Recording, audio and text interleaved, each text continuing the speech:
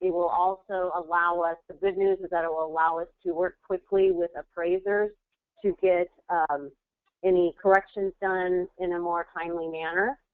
At Movement Mortgage, we do already have a very streamlined appraisal review process, so we're not anticipating that this will cause any delays.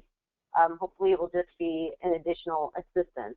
But I wanted to let you guys know so that you can maybe take a little extra care when you are doing CMAs and valuing property to, you know, if you're stretching it a little bit. I don't know how this is going to affect the actual outcome of, you know, more appraisals being reviewed or kicked back.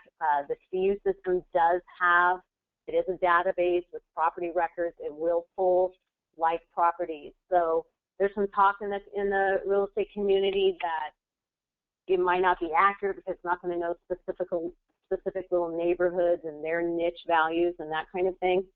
So I would just warn you a little bit to be patient with that as it rolls out. You know, I don't know how it's going to affect other lenders. I know that banks and other lenders are talking about delays. We are not worried about delays because our system is very streamlined, and we're going to use this as a tool to help make that even more an efficient process. So if you have any questions about it or something comes up, let me know, call, text, email me anytime. But that is the news coming up on January 26th. So speaking of properties and databases, I will pass this back to Tom at RPR, where hopefully he'll have some tools that will assist us with these new changes. Thanks, Shelley. All right. Hey, just a couple general comments before we get started. Because of the large number of people we have on this webinar, everyone's phone is in listen-only mode. So if you have a question, please type it into the question section or the question box in the control panel on the right side of your screen. Lisa Turner will be answering your questions as I move through the presentation today. Okay? Well, and we'll also save some time at the very end for any questions at the end as well. Also, please remember that this is an overview session, meaning we're going to provide an overview of a lot of the RPR features. After today, I'm going to work with Victoria to set up some detailed RPR training sessions that we're going to offer just for your company. So look for that information for those webinars to come out sometime in the near future. With that, we've got a lot to cover, so let's go ahead and get started. Let me begin by answering the basic question, what is RPR? Just to kind of level set. And in simple terms, RPR is a national database of information comprised of nearly 300 sources for 166 million parcels of property across the country. It was designed for the exclusive use of Realtor members, and it's delivered through a pretty sophisticated application, but here's the key. It's easy to use, and it's accessed by going to this website, excuse me, NARRPR.com. There is no cost to use anything from RPR. Let me repeat that because I know we'll get the question a little bit later on. There is no cost to use anything that we're going to show you today. Everything that is provided to you is provided as a member benefit of your association with NAR. And finally, consumers do not get access to this information. This is only for Realtor members.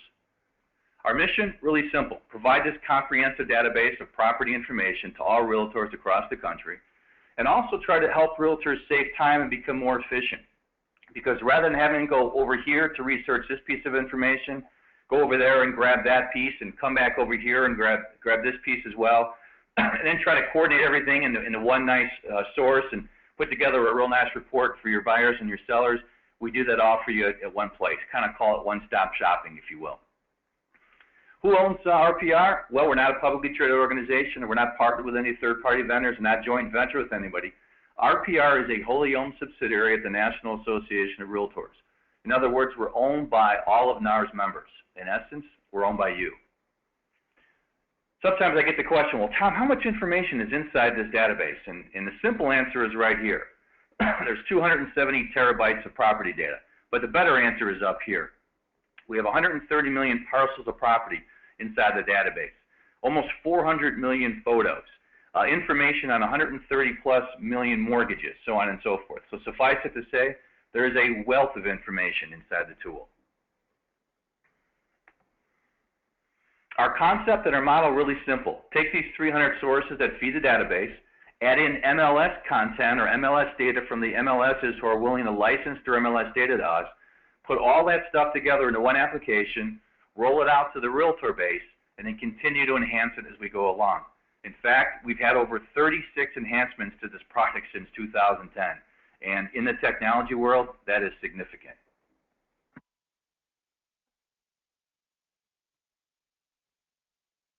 I want to take a minute and just talk a little bit about the difference between an AVM and an RVM, because you're going to see both of these inside RPR. Now, when I mention the term AVM, I think everybody knows it stands for Automated Valuation Model. I think everybody understands the most common AVM in the marketplace today is Zillow, and there's estimates. Now, we're not here to debate the merit or the accuracy of those, but what we know about AVMs is that they're calculated using public record data only. What do you know about public record data? Number one, it could be incomplete. Secondly, it could be outdated, right? Some counties update their public record information once a month. Others do it twice a year. Here's the key. The best AVMs in the marketplace today are coming within plus or minus 10% of the home's actual sales price about 63% of the time. I mean, obviously that's not very accurate. The RVM, which is our analytic to estimate home values, stands for Realtor Valuation Model, and it takes public record data, combines it with MLS data to create a much better analytic. Now, why is it better? Well, number one, obviously MLS data is more consistent, and obviously it's more up to date. Research tells us that the RVMs are coming within plus or minus 10% of the actual sales price of the home about 90% of the time. So the difference between the two obviously is accuracy. Now, earlier I mentioned you're going to see both AVMs and RVMs inside the tool. Why is that the case? Here's the reason. When the algorithm feels that it has very good comp data, it's going to go ahead and calculate an estimate of value and assign that RVM estimate to the property.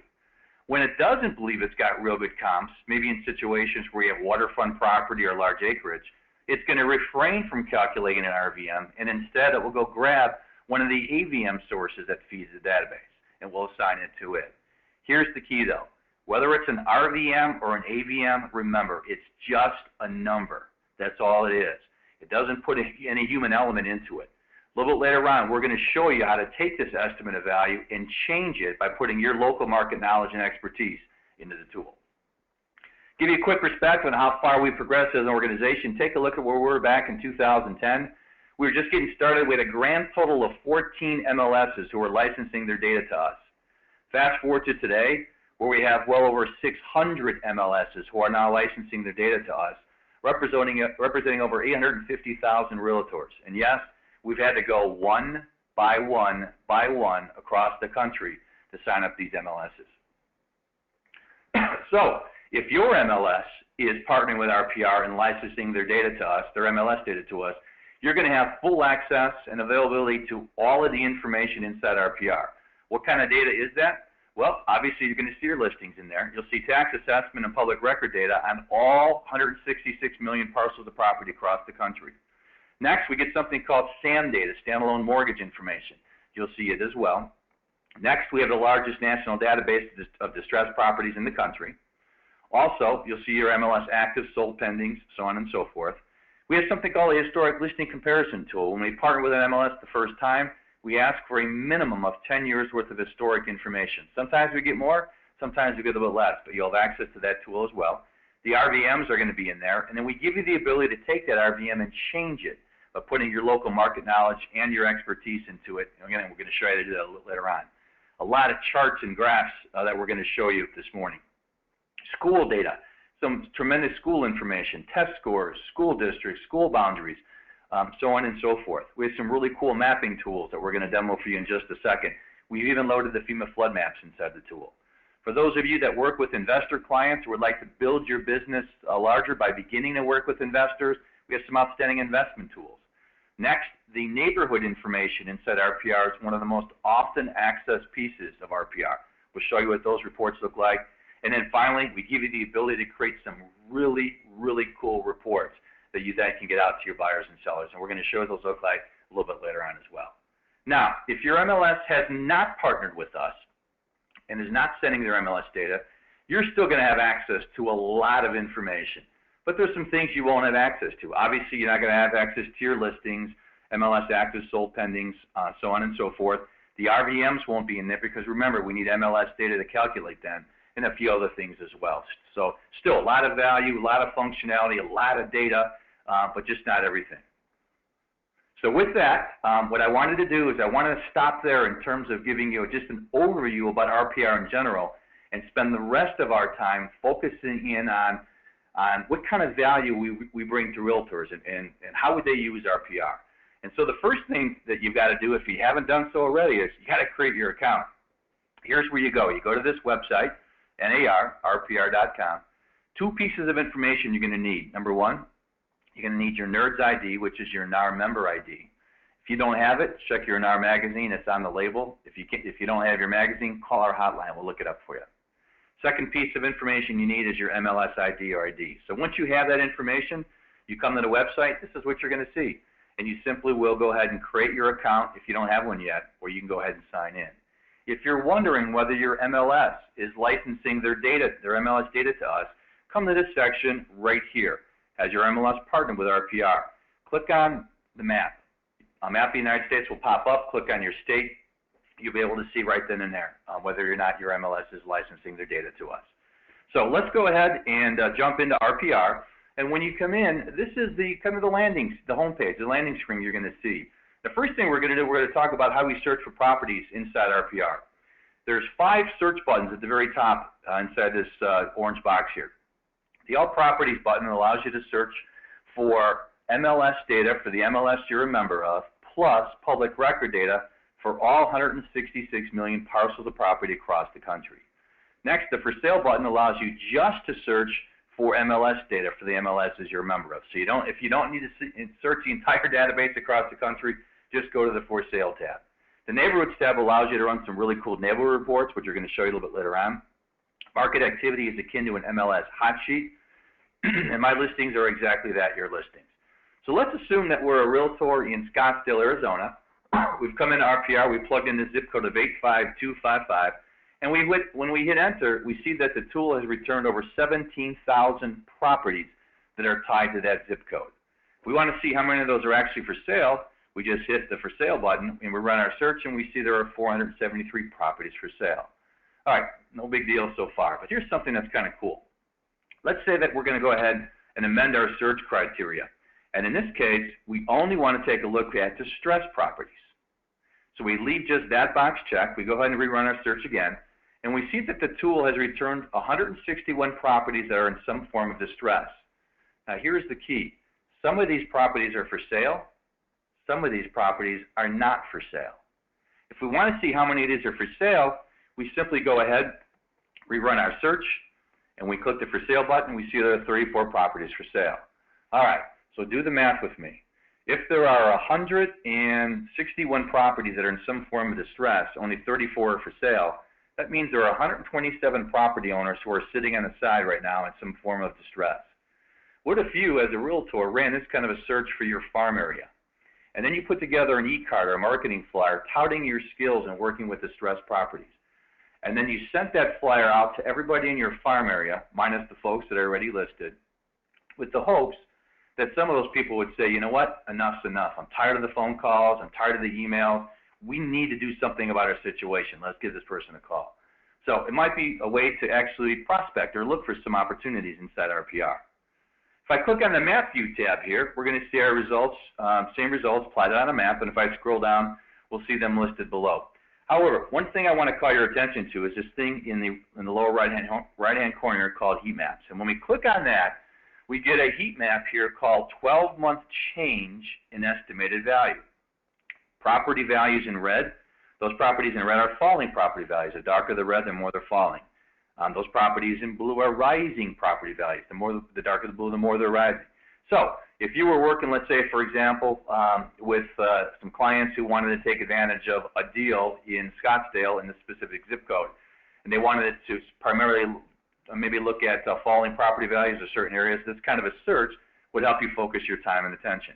We've got about a dozen different heat maps that we've loaded into the tool.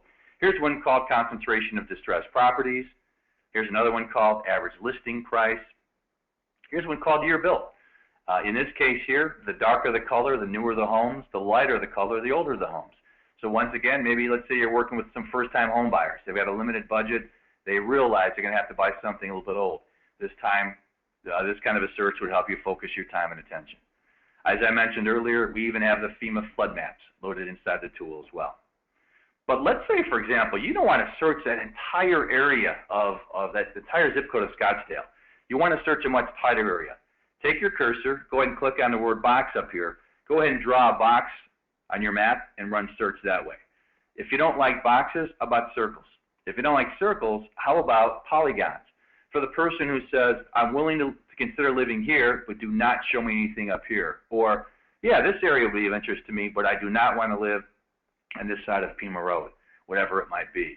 So we realize everything doesn't always fit in a nice box or a square. We give you the ability to kind of custom draw the area.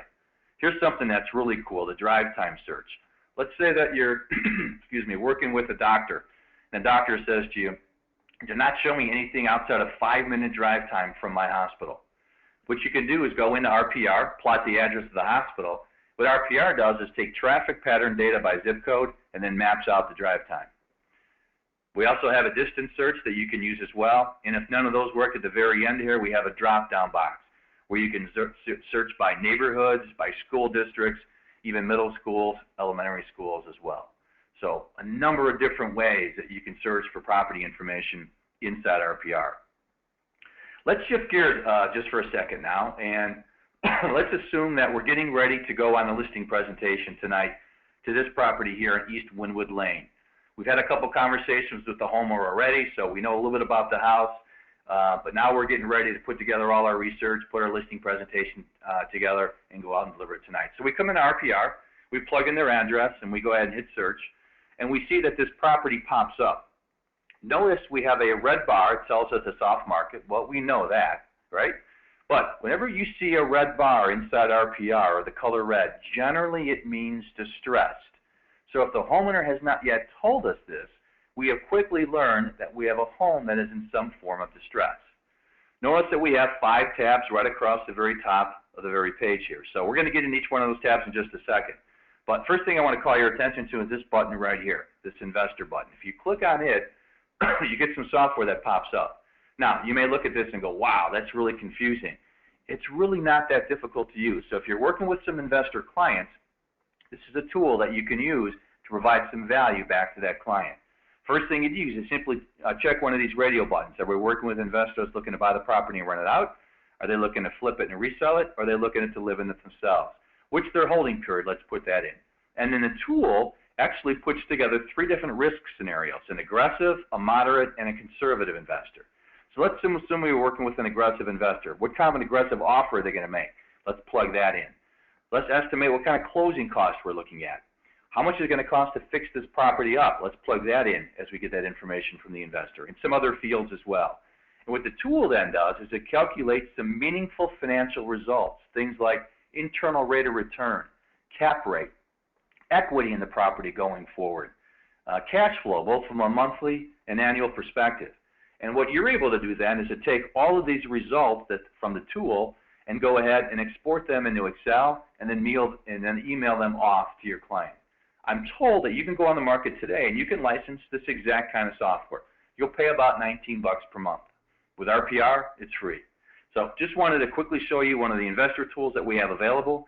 We're going to come back to our property here, and off to the right-hand side we see a map. Now I think that small map isn't very good, so let's go ahead and click the bigger map. And now we get a little better perspective as to what's happening in this neighborhood. In the yellow here, it might be a little bit tough to see.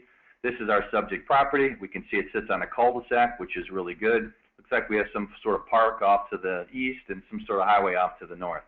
Notice down here we have a property in red. Remember what red means. Red means distress. So for whatever reason, looks like we have another distressed property just a couple of blocks away. So we start to begin to learn a little bit more about the neighborhood in which this property resides. So let's come back to our 5 tabs of information, and I'm going to actually scroll through these tabs. I'm going to warn you, there is a ton of information in this section of RPR.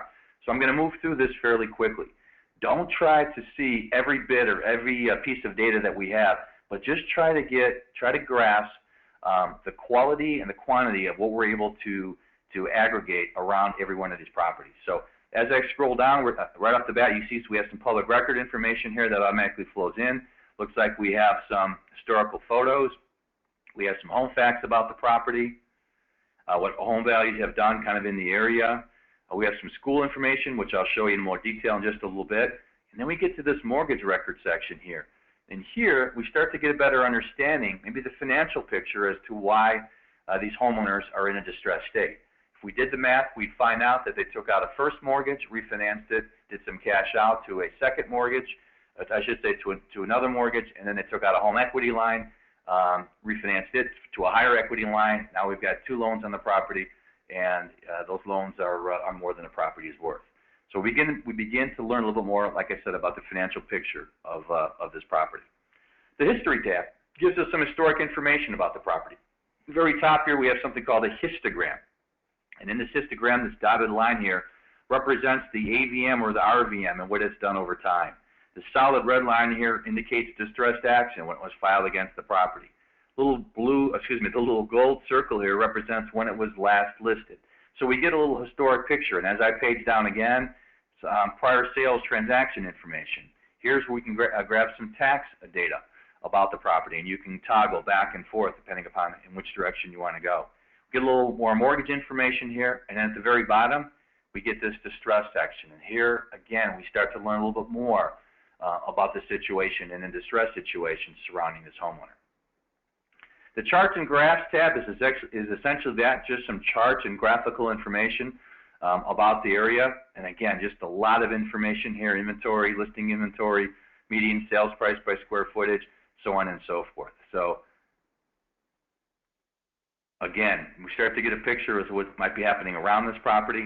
And then we get to this 4th tab here called the Refined Value tab. And here's the tab that realtors tend to really like. Here is where we give you the opportunity to change the value of that property by putting your local market knowledge and your expertise into the tool. Notice off to the right-hand side here that RVM automatically flowed in of $677,000. And now you can change that. 3 ways you can do that. The first way is right here, refining the value by adjusting basic facts. Notice that from public records, the bedroom count is missing here. So when we plug in the fact that this is a 6-bedroom home, based upon this size home in this zip code, the tool has automatically added $20,000 of value to that property. All right, that's section 1. The second section allows you to change the value based upon any home improvements. Through a relationship we have with Remodeler Magazine, we've loaded 3 dozen of the most common home improvements into this tool. And so let's say, for example, we choose a kitchen remodel, defined kind of as a mid-range kitchen remodel. The homeowner told us that they upgraded their kitchen. They told us it was completed. They weren't really sure, but it was sometime around April of 2010. And they weren't really sure about the price, but they thought they spent about $18,000 in that. When we plug this information into RPR, what it does is it takes this size home in this zip code, and you can see now we've added about $9,700 of value to this property. You can put as many refinements as you want, or as many home improvements as you want into the tool. There is no limitation. And then the last section here allows you to refine its value by a series of slider bars. So here you put some objectivity into the equation. You look at things like condition of the home, both on the inside, the outside, privacy, so on and so forth. We make some minor adjustments to these bars. Looks like we've added a little more value. Once we get done, the tool then totals up all of our enhancements, and now we've got a property worth somewhere in the low 7s. Which then brings us to the last tab, which is our comp analysis tab, or a CMA. 4 simple steps to completing a CMA inside RPR. First, let's confirm the facts. Let's make sure that we have all the correct information inside the tool. So simply in this column here, it gives you the opportunity to make sure that we've got the right information plugged in about this property. Once we're done, we come to step 2. Here's where we actually search for some comps. Searching for comps in RPR is really easy. It's through a series of checking or unchecking boxes off to the left-hand side. So once we've kind of set our filters here, we go ahead and run search, and we see the property show up on the map. And then as we go down below, we get some sold properties, we get some for sale properties, some pending properties, so on and so forth. Once you see a property you like, you simply check the box, add the comps list, add the comps list, add the comps list, and a comps bank starts to begin built for you off to the right-hand side. Notice that this property right here has a blue star. It was used in the calculation by the RVM. Doesn't mean that you have to use it, but for whatever reason, the algorithm thought it was a great comp to use. So once you've actually made your selection and you've got your comps put together, go ahead and close this section. We go to step 3, and step 3 allows us to rate our comps. So in this specific case here, what we're able to do is we're able to take a look at our subject property right here and all of the attributes and features of it and compare it to all of our comps right here. Then through a series of slider bars right here in the middle, you can make some adjustments. Is this comp inferior? Is it superior? Is it better? Is it worse? Go ahead and slide those bars one way or the other. When you do slide those bars, obviously you see that it has an impact on value. Once you rate your comps and make your adjustments, you then come down to the last step here, and here's where you have some flexibility.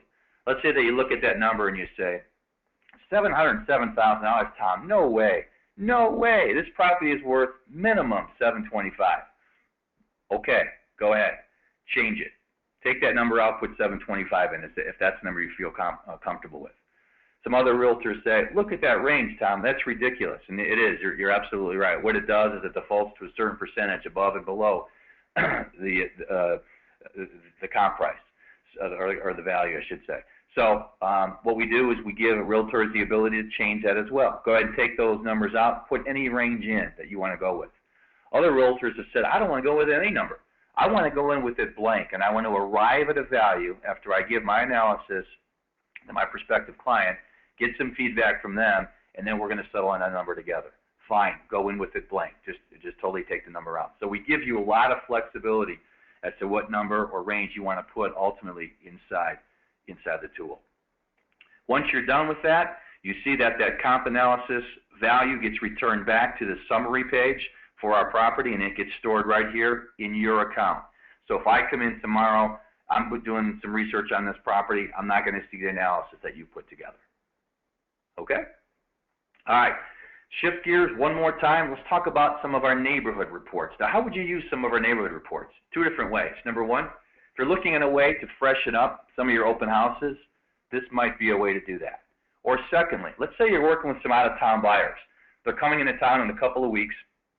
What if you had the opportunity to plug into RPR the address of where they live today, run a neighborhood report to get a feel for the type of neighborhood they're living in, then mirror that to a couple of neighborhoods in your local marketplace, run another RPR neighborhood report, send it to them at a time and say, hey, I think I found a couple of neighborhoods here you're really going to like. Take a look at some of this information before you come to town. We'll talk about it when you get in town. So what a great way to kind of begin a relationship with a new prospective client. So let's take a look at what our neighborhood reports look like. So we come to our neighborhood section here, and we go ahead and plug in a neighborhood in Scottsdale. And we see, once again, we have 5 tabs along the very top. Again, folks, I'm going to go through this pretty quickly because there's a wealth of information here as well. As I scroll down in the summary tab, we get some basic summary information about the area. What have prices done over the last month, over the last year, and a lot of charts and graphical information kind of in this opening section. The housing tab gives us housing statistics. So in other words, what's the median list price? What's the median home age of homes in the neighborhood? What's the own versus rent percentages? What's the vacancy factor? So on and so forth. And as I scroll down, again, we're going to get some other housing-related data and statistics about homes in this specific neighborhood. Earlier I mentioned the school reports. Through a relationship we have with greatschools.net, we get some outstanding school information that you can actually provide to your clients. Here we've clicked on one of the schools in the neighborhood called Pinnacle Peak Elementary School. You can see it's got a great school rating of 10 stars. If I scroll down, we can see test score data that's also shared as well. And if I go back up and click on the second tab for reviews, we see student, teacher, and parental reviews for the school as well. So some really, really cool school information that you can include in your reports. Next, the people tab. Tell me something about the people that live in this neighborhood. So in here you see population and you see median age of the people in the neighborhood. There we go. We see male-female ratio. We see what percent of high school graduates, college graduates, et cetera. And as I scroll down, we get population of children and adults by age group. Households with children. Household income brackets. What do people do for a living in occupational categories? And yes, at the bottom, even presidential voting patterns from the last presidential election. So I think you can learn quite a bit about some of the people living in this neighborhood. The economy tab provides some basic economic information like income per capita, median household. It has some charts and graphs along with it as well. And the last tab is quality of life. How much average annual rainfall, snowfall, sunny days, average monthly temperatures, so on and so forth. When you're ready to run a report, now you've gathered all this information, you've done your research, now it's time to run a report. So you simply come to the Reports tab at the very top here, click that, and you'll see the number of choices that you have right here in running reports. Notice all of these reports can be customized with your contact information and your photo. In order to do that, once you go in, you need to create your profile. So make sure you do that when you go in there for the very first time. 3 ways you can deliver the reports. Number 1, you can email the reports to your clients in a PDF format. Number 2, you can display them on your tablets. They look absolutely phenomenal. And thirdly, you can actually print them off and review them with your clients. Now, if you're going to print them off, I got to warn you, you got to be really careful, because I've seen some reports be as long as 85 pages. So for the engineer client, the 85-page report probably still isn't enough, right? But for the empty nesting couple, man, you lay an 85-page report down in front of them, you're going to lose them right away. So what we do at RPR is we give you the opportunity to pick and choose the content you want to put into your reports. Every one of these boxes is checked. So for example, if you say, I really don't need historical photos in my report, uncheck that. It'll take them out. I really don't need refined value piece in there. Go ahead and take that out. I don't need whatever it might be. Now, if you're unsure what content is in each one of these sections, put your cursor over that little blue circle. Picture of that section pops up, and then you can say, oh, yes, I want to include that. That's important. Or, nope, that's unimportant. I'm going to take it out. That's how easy it is to run some reports inside RPR. Once you run a report, it will take a few minutes to generate. Remember, we're grabbing data from probably a couple hundred different sources at any one point in time. But when the report is done, you'll literally hear a doorbell. Ding dong, it'll tell you your report is ready. You can come out and get it at RPR. Reports stay stored inside our system for 30 days. After 30 days, they get purged. So remember, if you think you're going to need a report longer than 30 days, make sure you download it to your laptop. Here's a quick example of what a property report would look like, and I know you can't see all the data in here, and that's okay, but I just wanted to give you a flavor for what one of the reports look like. Notice we didn't grab all 4 or 5 tabs worth of information. We only grabbed the neighborhood stuff, and the housing stuff, and the people stats. That's it. But hopefully you get an idea that reports look great. They're full of great content. Very good quality, and it's something we think you're pretty proud of that you'll be delivering to your buyers and sellers. All right, let's shift gears one more time as I grab a swig of water here. And let's talk about something that's a little bit new to RPR, and that's our mobile app. We just came out with this in November of last year, and essentially there's a couple of versions. There's an Apple version, and there's a Google Android version as well. In order to download it, just simply go to Google Play or to the App Store, punch in RPR Mobile, download it. It's free. Number of different features that the app can perform. It's got a GPS, it's got a compass, and a bunch of other things. But the thing that I think is really cool is this last piece right here, this accelerometer. Let's say, for example, you're sitting in your car in a neighborhood, and you pull out RPR Mobile. What you're able to do is go ahead and click into the RPR Mobile app. And what it will do is it will give you an idea of market conditions, exactly where you're sitting. So the name of the neighborhood actually pops up, and then it will tell you how many properties are for sale, how many are pending, how many are distressed, how many recently sold, so on and so forth. And then you can click on another feature, and it adds a map. And the map will have a half-mile radius circle of where you're sitting in your car. So if you begin to drive through the neighborhood, newer properties start to appear into the half-mile circle while other properties drop off. Really, really cool. So real quick, we're going to show you just a few slides of some of the features of the app. There are 3 different home screens that you can kind of pick and choose from. This home screen right here allows you to put a specific property address in and then go search for property information. If you swipe off to the left like that, you get another home page that you can choose to set. This one specifically gives you market activity information for that specific neighborhood. And if you swipe it again to the left, here's some more information about local market conditions.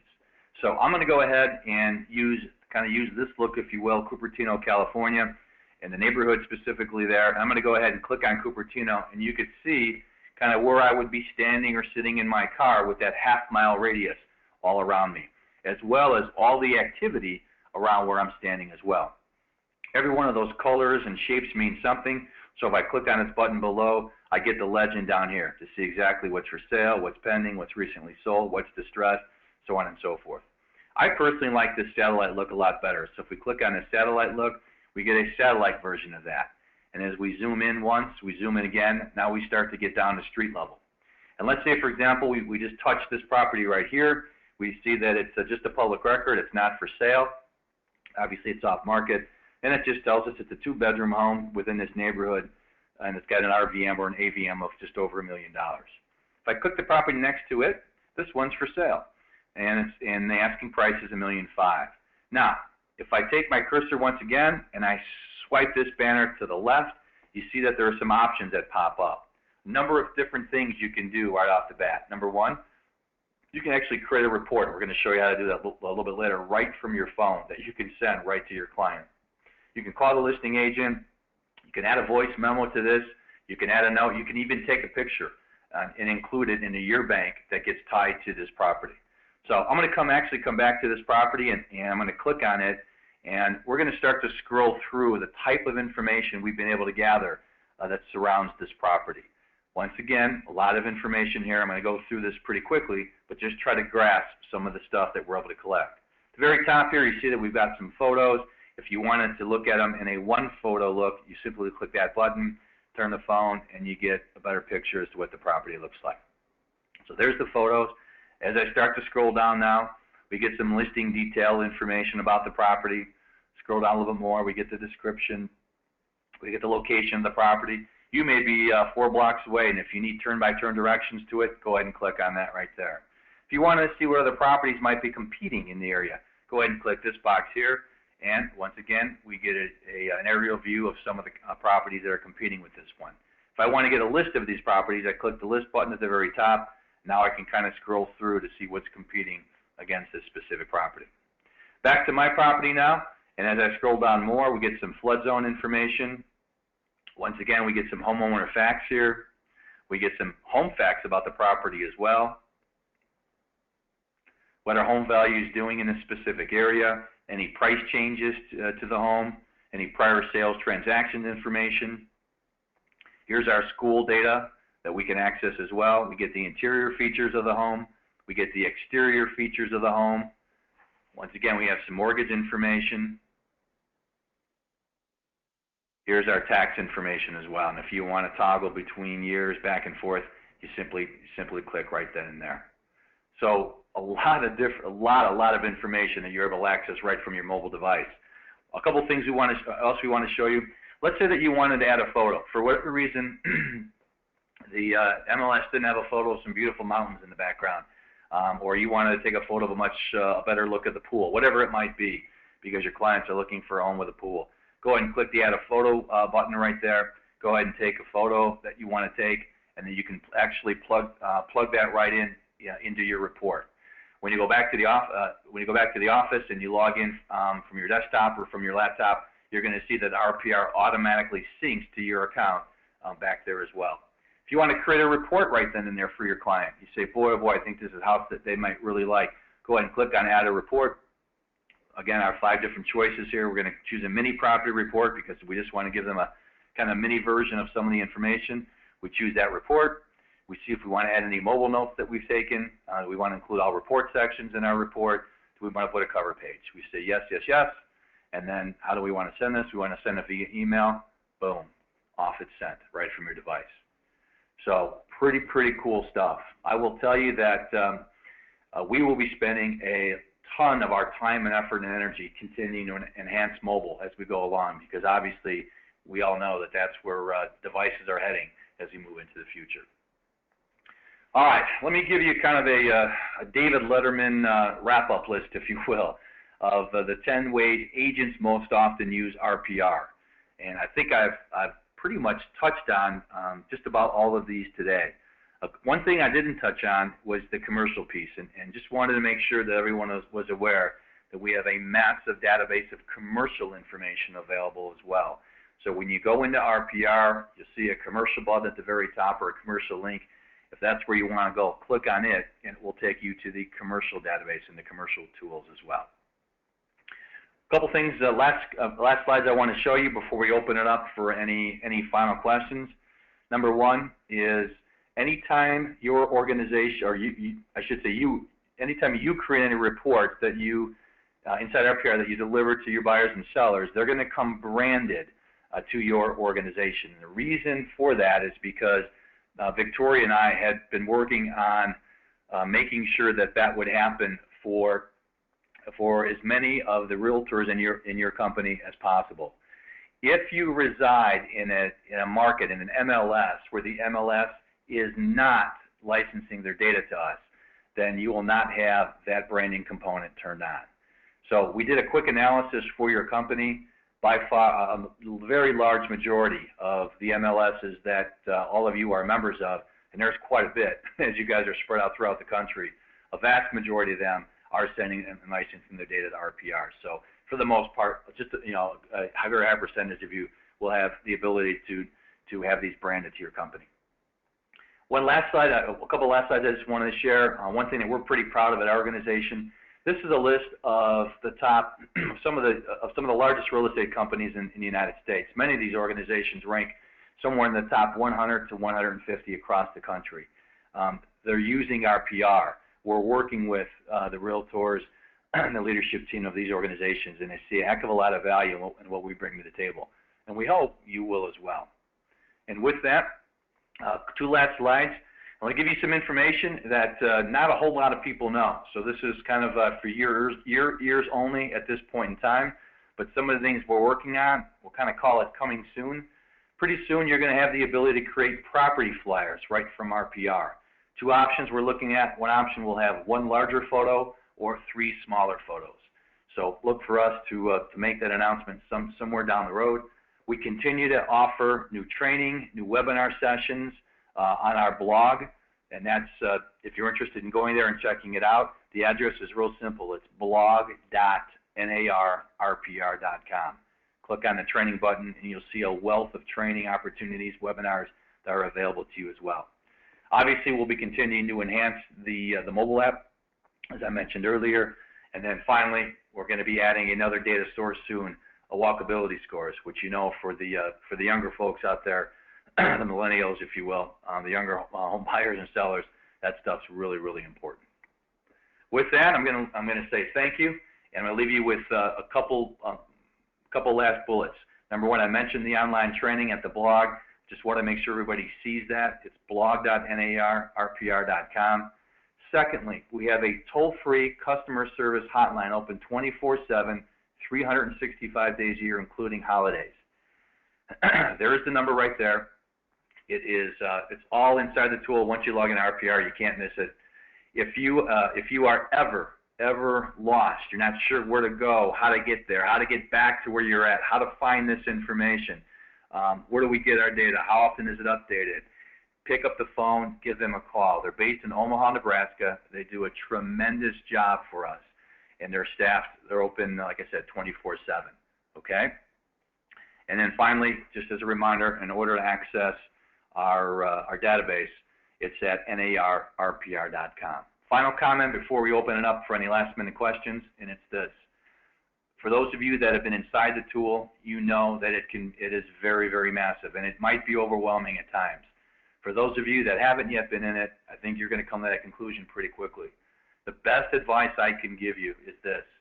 Try to master or get comfortable with one or two things right off the get-go. And that's it. Get comfortable. Play around. Fail a little bit. Get lost. Come back. Call the hotline. Whatever it might be. But get comfortable with maybe it's neighborhood reports or researching a property or looking for distressed properties or grabbing some school data. Whatever it might be. But get comfortable with one or two things before you try to tackle everything. Because I think what you're going to find is that when you get comfortable with one or two things, you start to get really confident, you see a lot of value in this thing, you really start to like it, and then you start to kind of expand your vision and try to go get something else. Okay? That's the best piece of advice that we can offer at this point in time. So with that, I'm going to actually ask Lisa to maybe check the questions box, Lisa, and if there's any questions that you want to answer for the entire group, why don't I pass it to you at this point in time and see what might be out there. Thanks, Tom, and great job. Go take another sip of that water. I have been busy answering. Oh my gosh, this has been such an active group. We've had a number of great questions come in.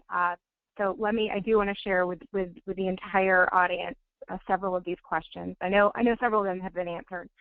Let me begin by stating that I know many of you had issues at the beginning of the webinar connecting to the audio component. This was a dial-in, and you were not able to connect to audio using your computer speakers.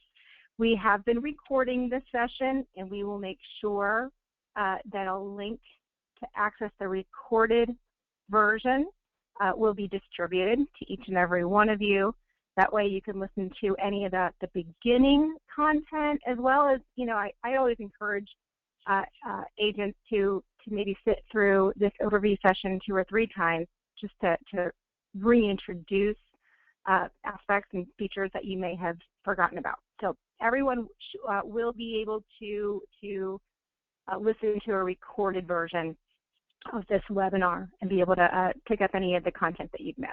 All right, so let me jump right into the questions here. First question, in order, was again, where can I find the list of participating MLSs so I can see if my MLS has been signed up? Ken Hall asked that question. It was just before Tom showed everyone where to go, but just to reiterate, you're going to visit www.narrpr.com, and right in the center of the page there's a link to has my MLS partnered with RPR, and that's where you'll be able to see the map in the country, and you can zoom in and hone in right on your particular MLS or association. Next question, Ken also asked, actually this question came up a couple of times. How do you define distressed properties? And what's the time frame? Is it notice a default filed? Is it 30, 60, 90 days late? The definition of distress is really any property that has had some formal action taken in the past 9 months. So there has to have been a formal action in the past 9 months on that property. All right, let's see. Next question. Can you customize, this came in from Helen, can you customize the report to include or exclude sections for the report? Again, can you customize, so if you're running any of the reports, can you customize to exclude sections or include? And the answer is absolutely. I know Tom went over this, but when you're creating the report, you're asked to select the type of report, and then there's a link to more details. You'll see the default for the report that all of the sections are pre-selected, and then you would just go through each of the sections and you can uncheck anything that you don't want to include. Great question. Another question came in from Rhonda. How far down can you narrow neighborhoods? She wants to know if you can get to an actual subdivision. And unfortunately, this is kind of hit or miss. And it really depends on the location. Some areas you can actually drill down to the particular subdivision. I know that Tom can drill down to his particular subdivision. Other areas, it may just be based on the neighborhood, if that's defined different, or it could be just a particular zip code. Where I live in the country, and in my part of town, is brand new construction. And my particular subdivision does not appear, so I actually use the zip code feature to pull that up. So again, it's really going to depend on where you're located, or it's going to depend on the location in general. Rhonda, as you put it, it's trial and error, unfortunately. Yeah, listen, I want to add, Rhonda, Maponics is the firm that we use for a lot of our mapping stuff. And as Lisa had mentioned, I can get right down into my neighborhood. I live in the Chicagoland area, so Maponics mapping coverage of Chicago is terrific.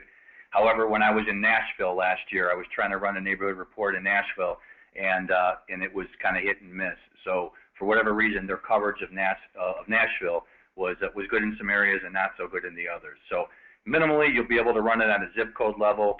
On a best case scenario, you'll be able to get right down in, and in the neighborhood field, you can type in Harmony Grove subdivision in Naperville, Illinois, and run it that way, and it may pop up. So just thought I'd add that as well. Thank you. Thank you. And they're constantly adding new subdivisions in neighborhoods as well. All right. Rhonda also asked, is the mobile app available to consumers? And the answer is no. RPR and RPR Mobile, remember, are agent resources. It's an agent-only, broker-only service and application. However, I think Tom showed everyone that you can actually run reports for your customers and send them to the customer directly from your app, but the consumer cannot download the RPR app or access the database or any of that data on their own devices. To that point, and keeping in line with our time constraints today, I do want to just wrap up before I turn it over to you, Tom, with a comment that came in from Helen, and we'll just keep it simple and brief. It says, "This is absolutely awesome. Thank you so much." So on that note, Tom, any final words you want to contribute here? I am going to sign off, but I will stay on the line and answer any additional questions that come in. Sounds good, Lisa. Thank you. Yeah, we want to stay respectful of your time, and we said we keep it to an hour, so I think we've got 2 minutes here. First of all, Helen, thank you for the comment. Really appreciate that. And as we sign off, if anybody else has some comments, some feedbacks that they'd like to share, just go ahead and type a sentence or two into that question box. We'd love to see exactly what you thought of RPR in our presentation today. I did want to also just read a question here that it comes from, and I can't pronounce the person's name. I apologize for that. But the question is, our MLS is not partnered with RPR yet. Are there ongoing initiatives to partner with more MLSs? And he or she is part of the Triangle MLS. And the answer is absolutely. We have a team, a dedicated team of people beyond Lisa and myself that do nothing but call on MLSs and associations around the country. And like I said earlier, we've had the 618 that we have licenses with today. We've had to sign those up one by one by one. So we continue to have our team of what we call our industry relations managers out there knocking on the doors of the MLSs and associations for those that just haven't partnered yet. So rest assured, absolutely, we're doing it. What you could do on your part simply would be to voice your opinion. Call your MLS leadership team, call your association leadership team, tell them that you'd like to have this available in your area. The cost to them is nothing. There's no charge. We do not charge a fee to the MLSs for them to license their data to us. So like I said before, everything that we do is provided as a member benefit from NAR, and we're hoping that in due time we'll be able to get a few of these MLSs that have not yet partnered. We've got most of the major ones across the country. There are a few large ones and a lot of smaller ones, but nonetheless, we're continuing at it. We're not giving up whatsoever. So with that, I want to say, Sean, yep. I'm sorry to jump in. I just wanted to add a couple more things. Barbara had just submitted a question: how much is this program? And so not only is there no cost to the MLS or association, there's no cost to agents and brokers. So forgive me if you just address that. And then finally, I wanted to share the comment that Nancy sent in, and it was, she said, "This was the best webinar that I've ever attended. I'm so excited to start using this." Great. Thanks, Nancy. And Lisa, Luke was asking, can we receive an email copy of this? Yes. We're recording it, as Lisa had mentioned. I'm going to send it to Victoria, and I'm sure she'll post it on your intranet site or somewhere where you guys will have access to it. So With that, Victoria, are there any other comments that you'd like to share before we sign off? I'd just like to say a huge thank you to you, Tom, Lisa, and Shelley. This was a great webinar with a ton of information. Like Lisa and you had just mentioned, Tom, I will be sending the recorded version of this webinar out to everyone, so please be on the lookout for that. And thank you, everyone, for joining us today. Great. Once again, please put a sentence or two into the question box. We love to read your feedback and your comments as well. Thank you, everyone, for taking the time to join us today. We hope we made this valuable and informative, and hopefully you got some value, and we'll be using RPR. So with that, let's sign off. Have a great day, and we'll talk to you soon. Bye-bye. Thank you. Bye-bye.